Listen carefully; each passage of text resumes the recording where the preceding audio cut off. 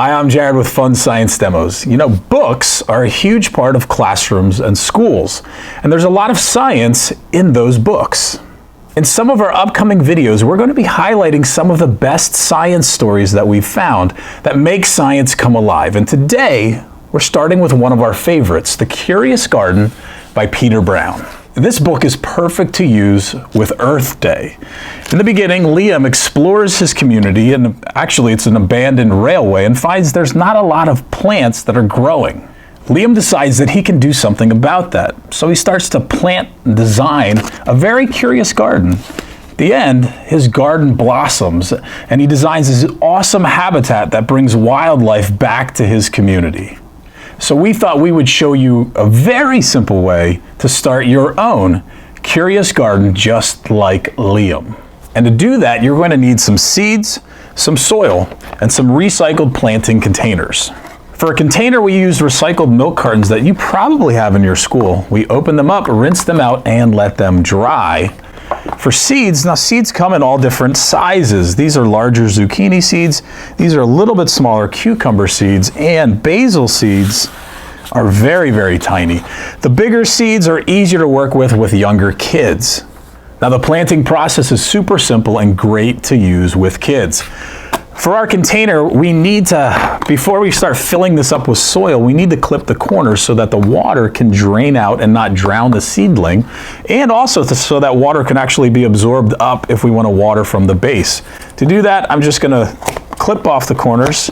Now, we'll zoom in so you can see the size of hole that we're looking for. If the hole's too big, soil's going to come spilling out when we go to fill this container. So a little hole size right there is really all you need. And I like to snip all four corners, and now I'm ready to fill this with soil. Now comes the fun part. I have to fill this with soil. I'm just gonna scoop into my bag of soil, use my hand to fill it up, and I'm just gonna let the soil kind of overflow the container. So I have a little cupcake or muffin on the top. And now what I wanna do is compress this with my fingers so that I have a little bit of space. And that space is going to help me water so the water just doesn't go spilling over the top. I don't have to press it down too firmly, just firm up the top, and I'm good to go.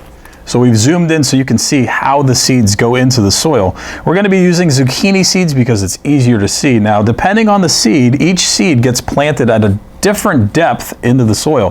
Just simply read the back of the seed packet and it'll tell you how deep to plant it.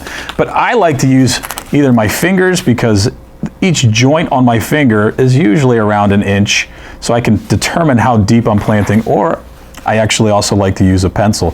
The end of the pencil's, close to a ½ inch, 3/4 of an inch. So what I'm going to do is I'm actually going to be planting 2 seeds per container because sometimes the seed won't germinate. So by planting 2, I increase my chances. So I'm going to use the end of my pencil, and I'm just going to press down till I can't see the end of the metal part anymore. And I'm going to go corner to corner. Press it down. Now these are pretty big seeds, so I'm going to drop one in. And I'm going to need to press it down with my finger or the pencil. I'm just going to use my finger to press it down into the soil. Second one, drop it in, press it down. Now I need to cover those seeds with soil. I could just use the soil that's in there. Remember to firm up the soil. If I don't and I water too forcefully, the seed might actually rise to the top of the soil, and that's not good. Now it's always good to label what we just planted. This is a zucchini. I'm going to write ZUC. I could also write the date if I wanted to collect data and see how long it took different seeds to germinate and graph that and chart that. It'd be good to put the date. You could also use a popsicle stick to label what you've planted, and now I'm ready to water. Now it's always best to use a spray bottle to water because the force of pouring the water in could actually raise that seed to the top. I'm going to gently use a water bottle just to water, and I want to let that water seep down through. Give it time. Actually, this is a perfect example. By dumping the water in, you could actually see I exposed the seed. So we'll zoom in so you can see what happened. You can see the seed in this corner was totally exposed because I dumped the water in too quickly. So spray bottles are really the best way to go. I'm just going to cover that back up with some soil. And now I'm ready to wait until these seeds germinate. Now, different types of seeds will take longer to sprout and germinate. All of these started out just like this. But generally, you should start to see something peeking through the soil within 2 to 3 weeks. Now remember, we planted 2 seeds just in case one of those seeds didn't germinate. But in this case, actually in all of these cases, both of our seeds germinated and sprouted.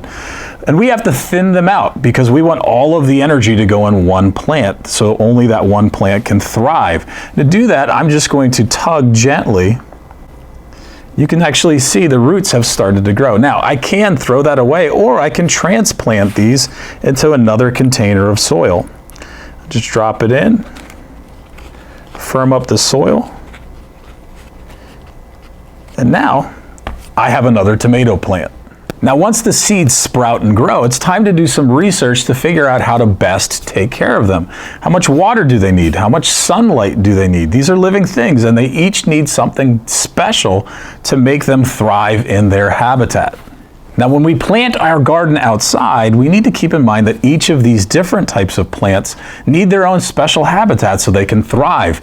Peas like to climb. Zucchini and cucumbers need enough space to spread out.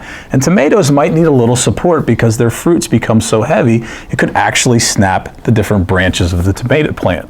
Remember that each one of these plants has their own unique life cycle. They're going to grow and get bigger and get flowers, and those flowers are going to turn into fruit, and those fruit are going to have seeds, which leads to more plants. And your curious garden will grow just like Liam's. We'd like to give a huge shout out to Peter Brown and his wonderful science story, The Curious Garden. So this Earth Day, read his book, grab some soil and seeds, and start your own plants and change your community. Science is so cool, whether it's in a story or living in our own backyard. Thanks for watching.